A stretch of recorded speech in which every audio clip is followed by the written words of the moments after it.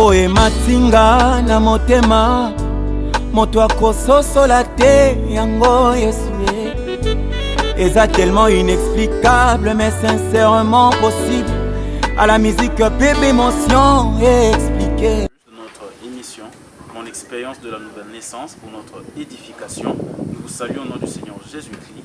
C'est pour nous une joie et un plaisir d'avoir sur ce plateau une bien-aimée, la sœur Mélissa, que nous saluons. Bonjour.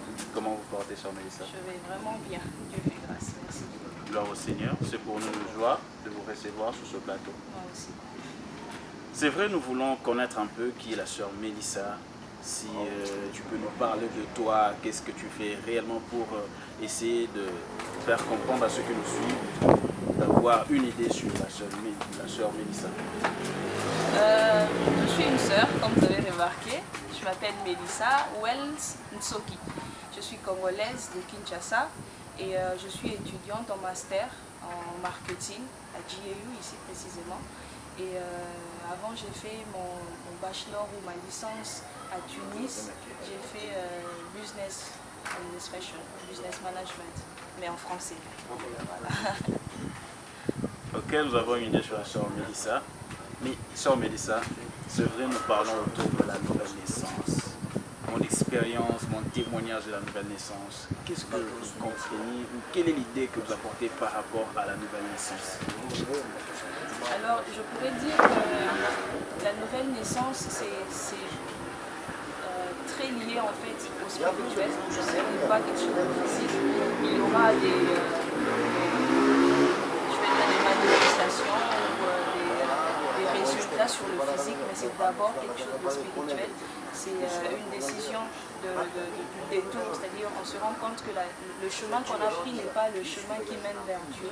Et le Saint-Esprit nous a visités, l'Esprit de Dieu nous a convaincus que nous devons marcher en fait sur la voie qui mène vers le Seigneur et nous faisons un détour. Ça se manifeste par une repentance vraie, sincère et profonde. Et nous faisons un détour par rapport au mauvais chemin que nous avions emprunté. Nous empruntons maintenant le chemin sur lequel en fait Dieu veut que nous puissions marcher. Et bien sûr, il y a des répercussions physiques, émotionnelles, mais d'abord c'est quelque chose de spirituel. Amen. Gloire au Seigneur. Sœur Mélissa, elle pouvait m'en aider. Oui. C'était dans quelle période exactement, dans quelles circonstances? Essayez un peu de nous partager cette histoire. C'est vrai, nous voyons la sœur Mélissa aujourd'hui, mais la sœur Mélissa a certainement une histoire à nous raconter. Bien sûr. Alors j'étais adolescente, j'étais entre 12 et 13, si je ne me trompe pas.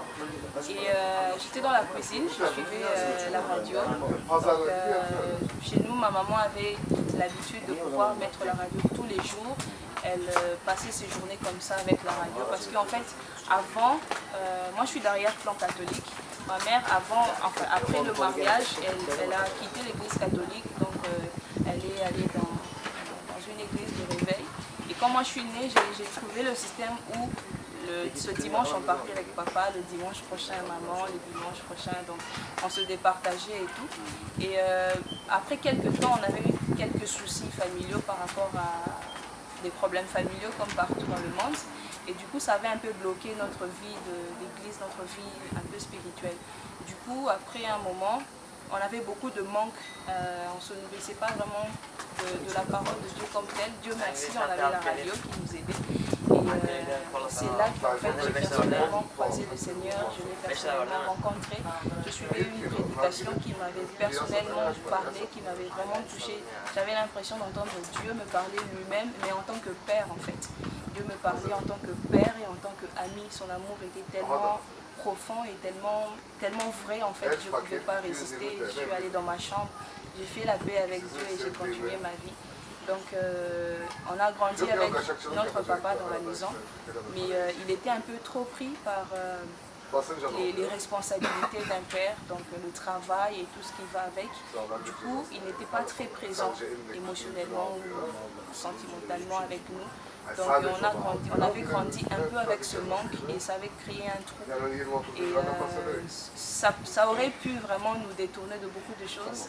Mais gloire à Dieu, Dieu m'a rattrapé comme étant un père, comme un ami et il m'a montré la voie en fait. gloire soit rendue à Dieu pour cette merveilleuse expérience.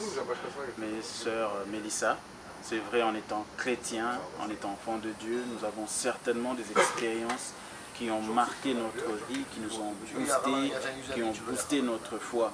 Quelle est d'après vous cette expérience ou ces expériences ou témoignages qui vous ont vraiment marqué dans votre marche avec Christ? Oui, comme vous avez dit, il y en a tellement beaucoup, mais je préfère prendre le premier qui m'avait vraiment trop marqué. C'était des années après ma conversion. Ce qui est vrai, c'est que quand on vient de se convertir, la vie est belle, tout est rose, on sent l'amour de Dieu et tout. Ça c'est bien, c'était le lait. Mais entre 12 et disons 18, parce que j'ai quitté le pays pour aller étudier à 18 ans. Donc pendant ce temps, j'étais encore un peu avec Dieu, un peu sans Dieu. Je faisais les choses quand même à ma manière. Je me disais, bon, j'ai déjà le salut, c'est bon. Mais c'était pas bon en fait. D'une certaine manière, je n'avais pas non plus d'église et je n'avais pas non plus vraiment de base comme telle. Et des fois, je montais, on était avec ma soeur qui me suit. On montait un peu pour dire que voilà, on part se faire tresser, mais alors on partait dans un club chrétien et c'est là qu'on avait vraiment la parole de Dieu, on grandissait un peu avec ça. Mais j'étais pas vraiment très près de Dieu. C'est vrai que Dieu m'avait donné son nom, mais je n'étais pas en train de vivre la vie de Dieu. Et quand j'ai quitté le pays, avant de quitter le pays, il fallait que j'aille mon bac. Et c'est là que j'ai un peu mis Dieu à l'épreuve. J'aime bien les défis, j'aime bien les choses pareilles. Et je sais que généralement chez nous au pays, au Congo, c'est difficile de réussir son examen d'état sans avoir triché, d'avoir touché des fuites, tout pareil. Et moi j'avais dit à Dieu, s'il n'y a jamais eu personne qui a réussi son diplôme sans fuite, moi j'aimerais être la première personne.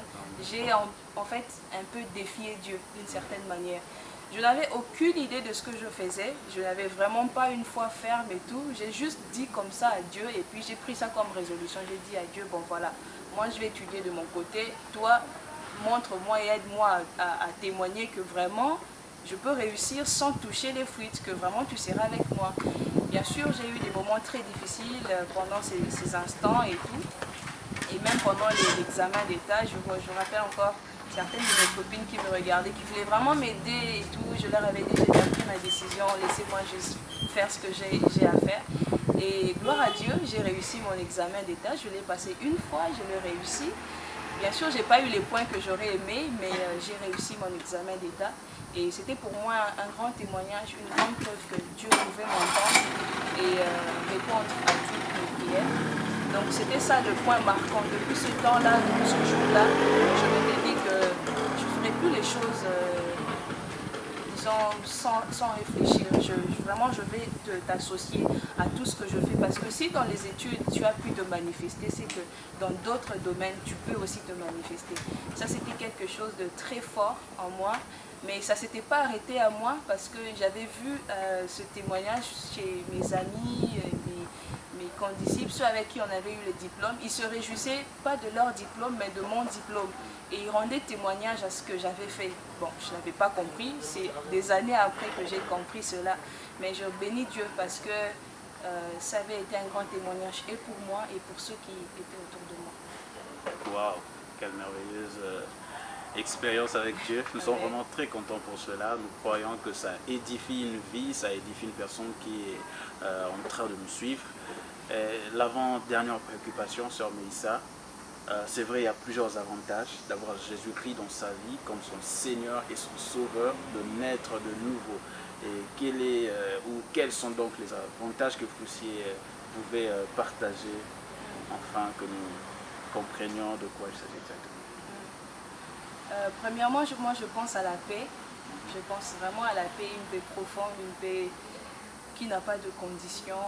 C'est vrai qu'on est peut-être sécurisé par nos autorités ou la police, quelque chose comme ça. Mais même étant sécurisé, on ne se sent pas en sécurité. Mais être avec Dieu, on s'est dit, je craindrai quoi? Le Seigneur est avec moi. L'Éternel est mon berger, je ne manquerai de rien et je ne craindrai rien. Et il prend vraiment soin de nous. Il prend vraiment soin de nous dans les moindres détails, dans les choses qu'on voit et même dans les choses qu'on ne voit pas. Et il y a aussi l'amour vrai.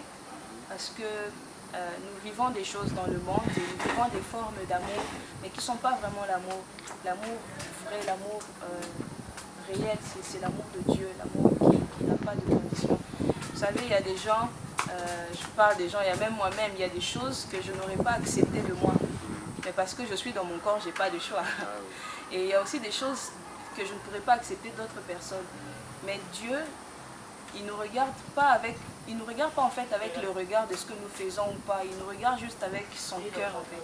C'est ce cœur d'amour qui, même quand on se sent inutile, quand on se sent pas digne de venir devant Dieu, c'est toujours ce regard-là qui vient vers toi et qui te dit « moi je t'aime, moi je t'accepte, moi je t'accueille ».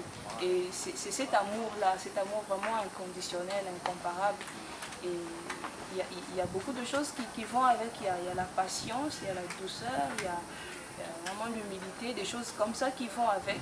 Bien sûr, on peut trouver des formes de toutes ces choses dans le monde, mais ce ne sont pas de vrai, parce que c'est éphémère. Alors que l'amour de Dieu est éternel.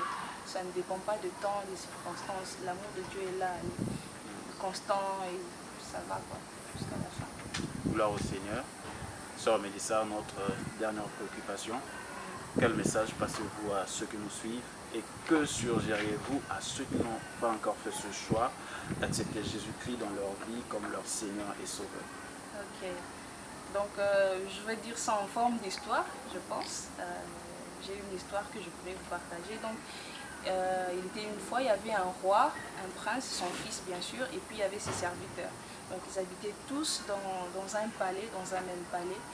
Et il est arrivé un jour, les serviteurs se sont un peu révoltés, ils se sont détournés, en fait ils se sont mal comportés, ils ont quitté le palais, ils sont partis loin du palais.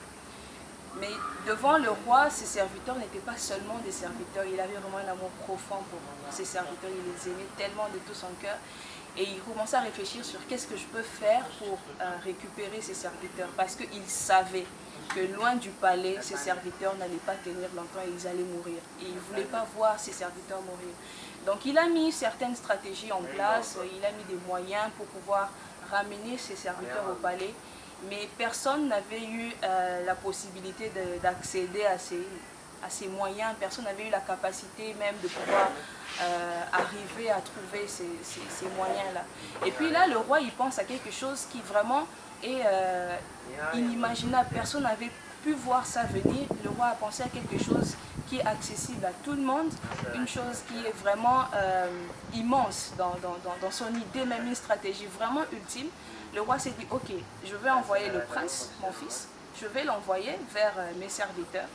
Donc il savait bien sûr que le prince, si il vient dans un quartier comme le nôtre, donc il va forcément vivre des obstacles, beaucoup de choses comme ça. Il le savait, mais il s'est dit, je vais envoyer mon prince, mon fils, aller vers ses serviteurs. Donc celui qui va écouter le prince et qui va venir avec le prince au palais sera sauvé, va récupérer en fait la vie qu'il avait. Et donc les choses sont accomplies, le fils est venu, le prince est venu. Et il y a eu certains qui l'ont écouté, qui sont rentrés au palais, il y a eu certains qui ont boudé, il y a eu certains qui ont hésité, il y a eu certains qui ont eu peur. Donc vraiment des catégories de personnes. Je fais partie de ceux qui ont eu la grâce d'écouter et de rentrer au palais. Et si vous m'écoutez et que vous n'avez pas pu en fait rentrer au palais, le Fils il vous parle. Le Fils il vous parle au travers de nos voix, le Fils il vous parle ce matin. Vous pouvez juste l'appeler et si vous entendez sa voix, moi je vous en supplie, n'endurcissez pas vos cœurs. Et vous pouvez vraiment l'appeler, vous pouvez aller dans un lieu secret, un lieu vraiment calme, je ne sais pas, une chambre, une douche, un dressing, une montagne, peu importe, un lieu où vous serez vraiment seul. Vous pourrez juste simplement parler à ce Fils, il s'appelle Prince de paix, Prince de paix, il s'appelle Merveilleux Conseiller. On aime bien aussi l'appeler Yeshua, Jésus, il a tellement des noms, Emmanuel, toutes ces choses-là.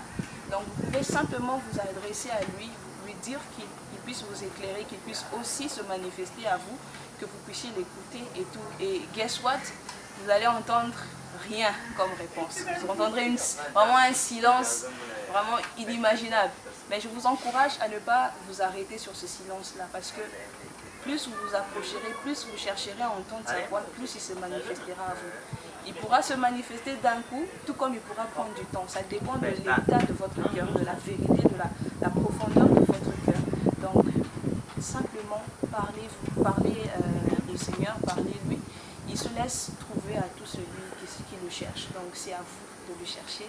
Et pour ceux qui, comme moi, ont eu cette grâce de pouvoir avoir cette première purification, cette première sanctification, je bénis Dieu pour cela. Je bénis vraiment Dieu et je vous bénis aussi. Et je vous encourage à continuer dans cette vie de purification, à continuer vraiment dans cette sanctification, parce que nous devenons ce que nous entendons, ce que nous voyons et ce que nous pensons. Je paraphrase dans 2 Corinthiens, je pense, il est écrit que nous puissions nous purifier nos chairs et notre esprit. Donc, ce que nous pensons et ce que nous voyons de fois aussi est lié à notre esprit, et notre chair est liée à beaucoup de choses aussi. Donc, que nous puissions nous sanctifier vraiment par la parole de Dieu, comme Jésus l'a dit dans sa prière, que le Seigneur, le Père, puisse nous purifier par la parole de Dieu. Moi, je nous encourage à pouvoir continuer à être près de Dieu, à être au bas des pieds du Maître. Je nous encourage vraiment à penser Dieu, à voir Dieu, à entendre Dieu et à s'entourer de Dieu et tout part. Bon, bien sûr, je ne dis pas que 24 heures sur 24, vous serez les yeux cloîtrés sur la Bible et rien faire d'autre, non. Je dis simplement que 24 heures sur 24, que nous puissions accepter d'être constamment dans cette communication, en fait, cette communion avec le Seigneur, qui puisse nous révéler des choses, même quand on dort, le Seigneur nous parle, que nous puissions nous disposer à recevoir de lui cette purification par sa parole. Et bien sûr, nous pourrons plonger le regard dedans. Et le Seigneur pourra nous révéler tellement de choses, nous pourrons faire des choses tellement merveilleuses avec, nous pourrons par exemple voir sur un journal qui a une proposition de loi qui veut rendre par exemple le pays islamique. Et nous savons que si un pays est islamique, ça bloque beaucoup de portes en fait à l'évangile. Et si le Seigneur nous révèle ces choses, nous pourrons par exemple prier. L'Esprit de Dieu peut mettre dans nos cœurs un profond désir par exemple de pouvoir prier pour que toutes les lois qui seront votées dans ce pays soient des lois qui favorisent l'évangile. Donc c'est en étant près du Seigneur qu'on arrive à connaître le Seigneur, qu'on arrive à grandir. Moi j'ai goûté un peu à une petite portion du Seigneur et j'ai encore envie d'aller plus loin. Je sais que vous aussi. Alors je vous encourage à ne pas vous arrêter à tout ce qui vous freine, à tout ce qui vous dérange, mais à voir au-delà, parce qu'il a dit je serai avec vous. Et c'est vrai, il est vraiment avec nous. Donc que le Seigneur vous bénisse pour toutes ces choses. Waouh, gloire au Seigneur, nous croyons que ceci a édifié une personne. Nous voici au terme de notre émission, mais avant de finir, nous avons demandé à la sœur Mélissa de chanter, puisque nous avons appris qu'elle chante aussi, de chanter, de nous interpréter une chanson. D'accord. Alors, c'est peut-être un chant que beaucoup ne connaissent pas. Vous pouvez chercher sur YouTube, ça s'appelle Christ est roi. Si je ne me trompe pas, Christophe, quelque chose comme ça.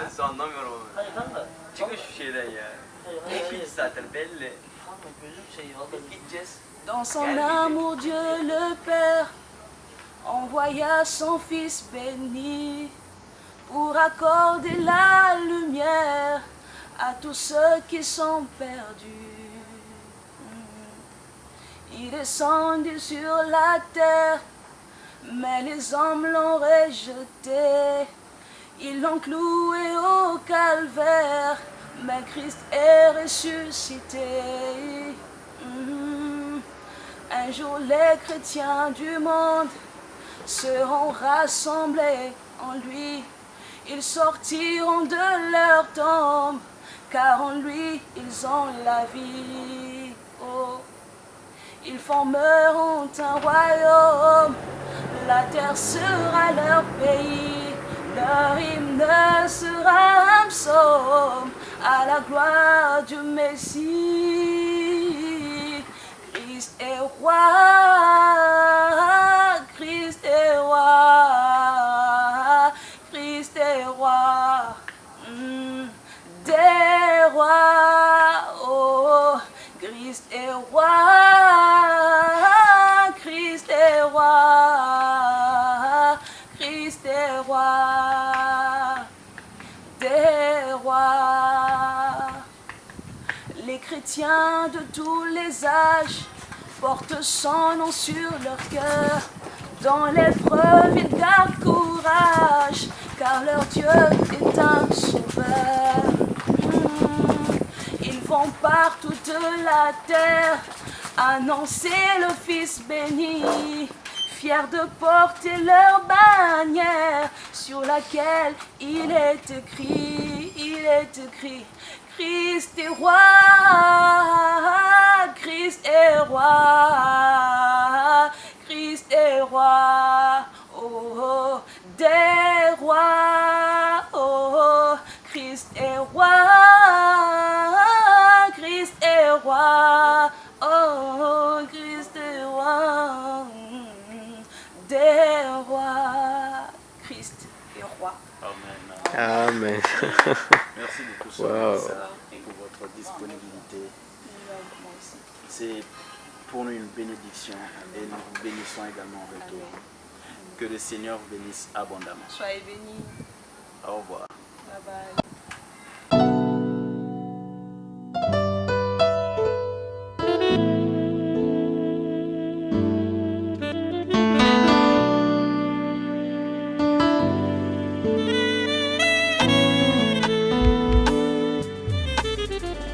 oye matinga na motema moto akososola te yango Yesu eza tellement inexplicable mais sincèrement possible à la musique bébé émotion expliqué nzambe ya baprocessus olongoli biso na a ozomema biso na z po tosimba bilaka etondinga motima na sopyango na ngwende